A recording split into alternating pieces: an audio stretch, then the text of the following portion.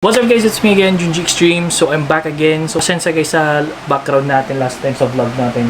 Kasi hindi siya masyadong malinis. Kasi nga, nakalimutan ko yung basket nandito. Pero ngayon guys, make sure na malinis na talaga yung background natin. So yun na nga guys, another vlog na naman. So off-season vlog natin ngayon. So expect guys na more vlogs na parang ganito yung gagawin natin na more on discussion, more on sasagutin natin yung mga katanungan ng mga extreme natin. Syempre, to share our knowledge sa fitness industry natin. So, marami nagtatanong, is it really possible na mag-gain ng muscle while losing weight? It sounds impossible pero possible po yan. Unang-una guys, first step actually, karamihan ng gumagawa nito is ito yung mga endomorph ng mga extreme natin na medyo malaki yung build or chubby. Pero para sa akin, isang magandang rin yan eh. Magandang advantage rin yan sa mga endomorph na napoporma yung katawan. Kasi once you're from that chubby or malaki yung build mo, pag maporma yung katawan mo, malaki ka. Malaki talaga yung build mo. Malaki yung build ng muscles mo, ng bones mo. Most of the time yan yung mga bodybuilders. Kami naman, mga ectomorph, para mapapayat, ito yung mga lumalaking katawan, nagigain ng muscle, pero yung bone structure is maliit lang. Yung lapad, medyo lugi kami sa mga endomorph kasi mas malaki yung structure nila, mas malapad sila kaysa sa aming mga endomorph. At sa genetics rin, mga ectomorph, medyo malapad yung back. Pero yun nga, as I said, once i-compare ka dun sa mga endomorph, is medyo mas malapad yung mga endomorph. So yun yung mga two body types ang meron ng isang tao. Meron tayong endomorph, meron yung mesomorph. Yung mesomorph is like yung normal, yung average. And meron tayong ectomorph, yung mga mapapayat. So ngayon guys, discuss natin, is it really like possible na mag-lose weight while gaining lean muscle mass? Ako guys, to be honest, yan yung isang goal ko talaga sa online coaching ko. So again, if gusto nyo mag-apply sa online coaching, you can DM me on Instagram, junjiextreme_. So first things first guys, yung kailangan yung gawin is to make sure na alam nyo kung ilan yung calorie intake na kailangan yung intake. Meron tayo sa Google, pwede nyo i-search calorie intake calculator, pwede rin MyFitnessPal. Calorie intake calculator, marami sila doon. Pwede nyo i-compare. So, karamihan, hindi sila nagkakalayo. Pero yung ginagamit ko, yung pinakauna dun sa Google, yung ginagamit yung calorie intake calculator. Get your calorie intake calculator, then, piliin nyo yung pang lose weight na calorie. Remember, very important yan guys, na to lose weight is kailangan kayo mag-caloric deficit. Okay? Caloric deficit, kailangan mas mataas yung activity rate nyo kaysa sa calorie intake nyo. Pero ito yung catch. Gusto nyo mag-build ng lean muscle mass. Most of the time, maraming nag-gym na medyo chubby. Nag-lose weight sila, pero ganito yung kinalabasan. Para sa naging skinny fat tignan, so walang forma yung katawan. Pumayat sila pero walang forma yung katawan. Remember, to build muscle, kailangan sakto yung protein intake nyo. Pero the thing is, ito yung maganda. We can manipulate our macros or yung protein intake, carb intake, and fat intake. So, ginagawa ko is 50% protein. Kasi ibabawi natin yung calorie intake natin sa protein. Yan yung main focus natin to build lean muscle mass. Then, 30% carbs.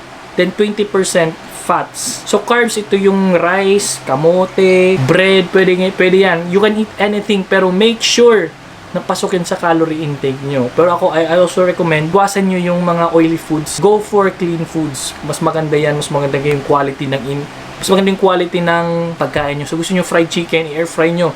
Okay rin yan. Or 0 calories na oil.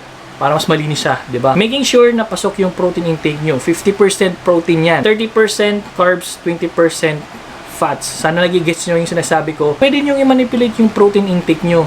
So, halimbawa, yung protein intake nyo, multiply by 1.1, nasa 170. Pwede kayong magdagdag dun. Kasi ibabawi natin yung protein intake natin kasi mababa yung carb intake natin. So, ito yung low carb diet. Okay? Kaya siya tinawag na low carb kasi mababa yung carbs. Pero, mataas yung protein natin. So remember, you can manipulate kung gaano karami yung protein intake nyo, pero make sure lang na hindi masyadong sobrang taas rin. Lahat ng sobra masama. Kailangan everything must be sakto lang. Make sure, kahit mataas yung activity rate, meron tayong pangbawi yung protein intake. So remember, to build muscle, you need protein. Kaya protein is very important. High protein intake, high activity rate. High protein intake, high activity rate kasi babawi tayo sa protein intake natin. So, low carbs, low carb diet, yan yung recommended ko. So, never take for granted yung protein intake nyo. Kahit diet kayo, sasabihin nyo, babawasan ko yung protein intake ko. Hindi. Basta make sure pasok lang siya sa calorie intake nyo. So, sabihin natin nasa 1,800 calories ka per day. So, make sure na 50% doon or halos half ng calories doon intake nyo is protein. Then 30% yung carbs, 20% yung fats. So, sabihin nyo, paano naman, coach, kung magsobra ako sa calorie intake? Diyan tayo nagkakamali. Pag sumobra kayo sa calorie intake, yung nagsusurplus na kayo, mahirapan kayo mag-lose weight. Mahirapan kayo mag-lose weight. So, hindi na deficit, surplus na nangyayari. You're going to gain weight.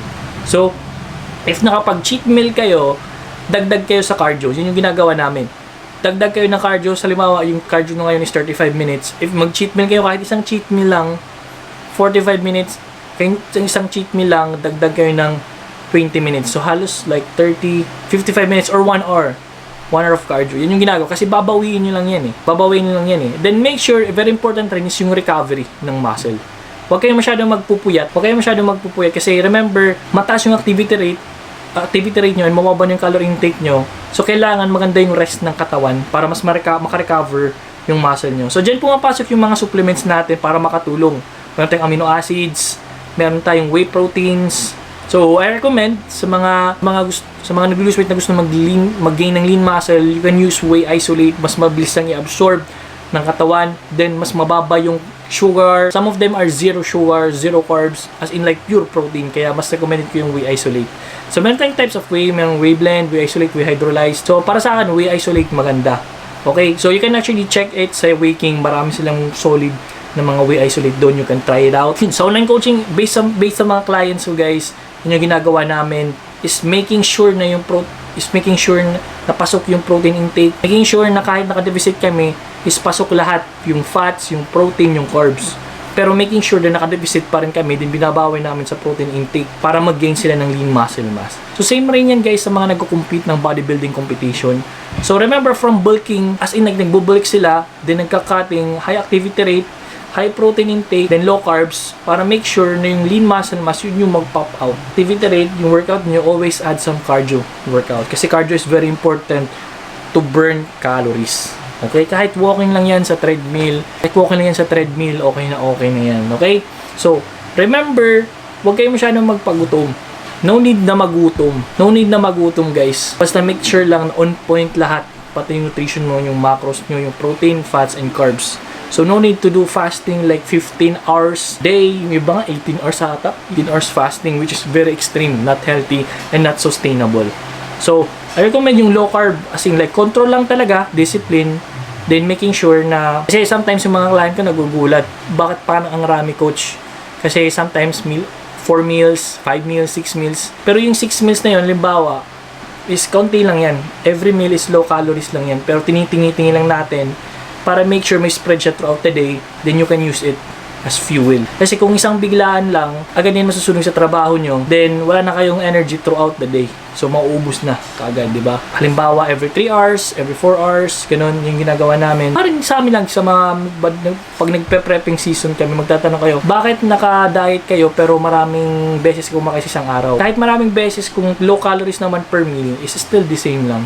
As in, like, parang tiningi lang namin yung meals namin to. Pero calculating it all, same pa rin, naka-deficit, pasok pa rin sa calorie intake namin. Okay? Very important, possible po mag-gain ng muscle while losing weight. Your nutrition is on track, then your workout routine is on track or on point, sure na marireach nyo yung goal na yun. Okay? Be smart and don't take for granted yung nutrition nyo. Yan yung pinaka-importante.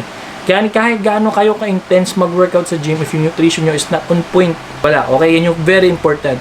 Invest in your foods, hindi kayo magsisisi. So yun guys, thank you so much for watching. Again, don't forget to click that subscribe button, notification bell para sa bagong videos. And yun guys, peace!